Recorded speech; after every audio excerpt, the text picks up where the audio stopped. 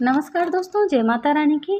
दोस्तों, आज हम बात करेंगे एक ऐसे रहस्य की जो लाखों करोड़ों भक्तों के दिल में सालों से एक सवाल की तरह छुपा हुआ है। सवाल यह है कि आखिर शिवलिंग पर जल क्यों चढ़ाया जाता है? क्या सिर्फ आस्था ही वजह है या इसके पीछे कोई गहरा वैज्ञानिक, आध्यात्मिक और तात्विक कारण छिपा हुआ है?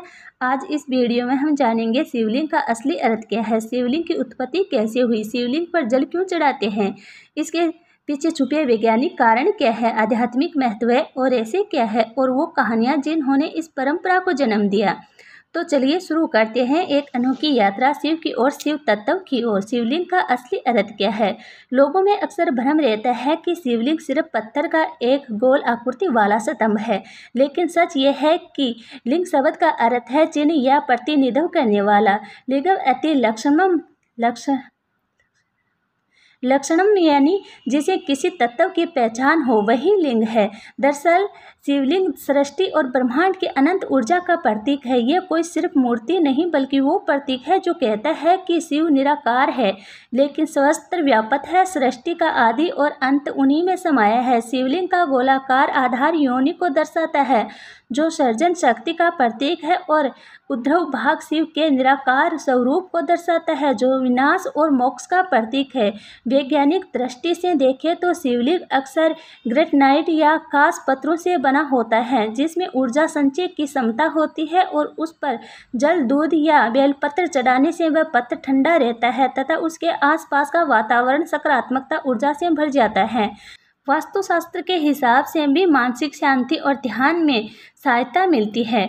इसलिए जब हम शिवलिंग पर जल चढ़ाते हैं तो हम केवल एक मूर्ति पर जल नहीं चढ़ा रहे हैं बल्कि अनंत ब्रह्मांड, अनंत ऊर्जा और अपने भीतर के शिव तत्व को नमन कर रहे होते हैं।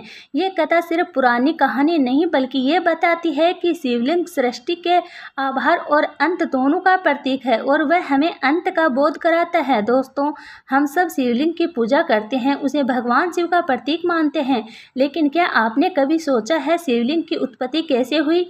क्या ये एक पत्थर की आकृति है या इसके पीछे कोई विराट दिव्य रहस्य छुपा है? आज हम जानेंगे वो कथा जिसके कारण शिवलिंग की स्थापना हुई और जिसे पुराणों में अनंत ब्रह्मा का प्रतीक कहा गया है। बहुत प्राचीन काल की बात है। एक बार ब्रह्मा जी और विष्णु जी के बीच ये विवाद छिड़ गया कि कौन सबसे बड़ा है। ब्रह्मा जी बोले कि मैं सृष्टि करता हूँ, सब कुछ मुझसे उत्पन्न हुआ है, इसलिए मैं ही सबसे महान हूँ। विष्णु जी बोले कि नहीं, मैं पालन करता हूँ, बिना मेरे पालन के सृष्टि चल ही नहीं सकती, इसलिए मैं बड़ा हूँ। तब अचानक वहाँ एक विशाल अग्निमय स्तंभ प्रकट हुआ जो इतना ऊंचा था कि उसकी न तो ऊंचाई दिख रही थी और न ही गहराई। उसकी लो तेज थी पर उसमें शांति और दिव्यता भी छिपी थी। उसे देखकर ब्रह्मा और विष्णु दोनों ही चकित रह गए। तभी उस अग्नि स्तंभ से एक दिव्य आवाज गूंजी कि तुम दोनों में से जो इस स्तंभ का आदि या अंत खोज लेगा वही सबसे बड़ा कहलाएगा। फिर विष्णु जी वराह रूप धारण कर उस स्तंभ की जड़ खोजने के लिए पाताल की ओर चले गए और ब्रह्मा जी हंस रूप में स्तंभ के शिखर की ओर उड़ चले। दोनों अनंत काल तक चलते रहे पर न कोई आदि मिला न अंत। विष्णु जी थक कर लौट आए और स्वीकार किया कि मैं इसका आदि नहीं खोज पाया, ये ही परम है। पर ब्रह्मा जी ने झूठ कह दिया कि मैंने स्तंभ का शिखर देख लिया, केतकी के फूल को साक्षी बना लिया। तभी उस अग्नि स्तंभ के बीच से भगवान शिव प्रकट हुए। उनका तेज ऐसा था कि ब्रह्मा और विष्णु की आंखें झुक गई। शिव ने क्रोधित होकर कहा कि ब्रह्मा, तुमने झूठ कहा है, इसलिए तुम्हारी पूजा पृथ्वी लोक में कभी नहीं होगी और केतकी का फूल भी शिव की पूजा में वर्जित रहेगा। शिवजी बोले कि वह अग्नि स्तंभ ही मेरा स्वरूप है, वही मेरा लिंग रूप है, उसी की उपासना से मोक्ष मिलता है। इस कथा से ये स्पष्ट होता है कि शिवलिंग कोई साधारण पत्थर नहीं बल्कि ये अनंत ज्योतिर्लिंग का प्रतीक है। वह बताता है कि शिव का न आदि है न अंत है, वह अनंत निराकार ओकार स्वरूप और सृष्टि में मूल तत्व है। पुराण कहते हैं कि लिंग अति लक्ष्मणम अर्थात सृष्टि के मूल तत्व पुराण कहते हैं। जिसे किसी अंत तत्व का बोध हो वही लिंग है। वैसे तो शिवलिंग से जुड़ी अनेक कथाएं और ऐसे हैं जिनमें हर एक कथा हमें शिव के अनंत स्वरूप और उनकी महिमा का नया पक्ष दिखाती है। ठीक इसी तरह एक और बेहद रोचक कथा है जिसमें सूर्य और चंद्रमा भी शिवलिंग की उत्पत्ति और उसकी दिव्यता से जुड़े हुए नजर आते हैं। आइए जानते हैं ये अद्भुत कथा। बहुत पुराने समय की बात है। एक बार देवताओं के राजा इंद्र ने देखा कि सूर्य और चंद्रमा दोनों ही अपने तेज और सौंदर्य पर घमंड करने लगे। सूर्य को लगता था कि उसके प्रकाश के बिना सृष्टि में कुछ संभव नहीं, जबकि चंद्रमा को विश्वास था कि उसकी शीतल किरणों के बिना संसार अंधकार और उथल पुथल से भर जाएगा। इंद्र ने इस घमंड को दूर करने के लिए दोनों को एक साथ लेकर भगवान शिव के पास जाने का निश्चय किया। जब वे कैलाश पहुंचे तब शिव मुस्कुराए और बोले, यदि तुम दोनों सोचते हो कि संसार केवल तुम्हारे कारण है तो यह भ्रम है। तुम दोनों का तेज मुझसे ही उत्पन्न है। तुम दोनों ही मुझ में ही लीन हो और मुझसे ही उत्पन्न होते हो।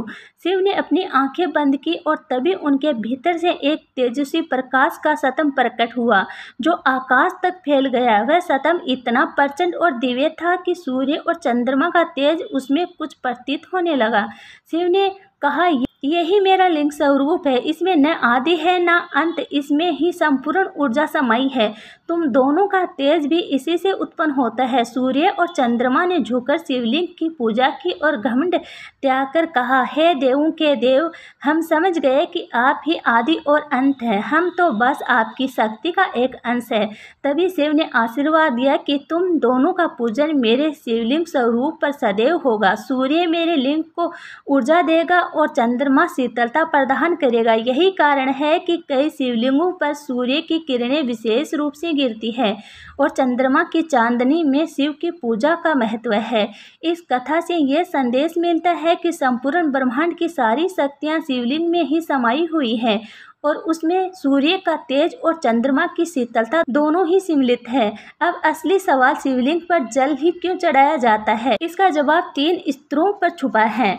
पौराणिक, आध्यात्मिक और वैज्ञानिक। कहा जाता है कि समुद्र मंथन के समय जब हलाहल नामक भयंकर विष निकला तब सारी सृष्टि विनाश के कगार पर पहुंच गई और देवता दानव सभी घबरा गए। तब भगवान शिव ने संसार की रक्षा के लिए सारा विष पी लिया, जिससे उनका कंठ नीला पड़ा और वे नीलकंठ कहलाए। लेकिन उस विष की अग्नि उनके शरीर में भयंकर जलन पैदा करने लगी। तब देवताओं और देवी पार्वती ने शिवलिंग पर निरंतर जल अर्पित करना शुरू किया ताकि उनकी तपन शांत हो सके और तभी से परंपरा बन गई। शिवलिंग पर जल चढ़ाना शिव की शीतलता के लिए आवश्यक है। पर बात यहीं खत्म नहीं होती, क्योंकि आध्यात्मिक दृष्टिकोण से देखा जाए तो जल ही जीवन है और शिव को पंच तत्वों का स्वामी कहा जाता है, जिसमें धरती, जल, अग्नि, आयु और आकाश शामिल हैं। जब हम शिवलिंग पर जल चढ़ाते हैं तो ये केवल पूजा नहीं बल्कि एक संकेत होता है कि हम अपनी भीतर की तृष्णा और अहंकार को शिव में अर्पित कर रहे हैं।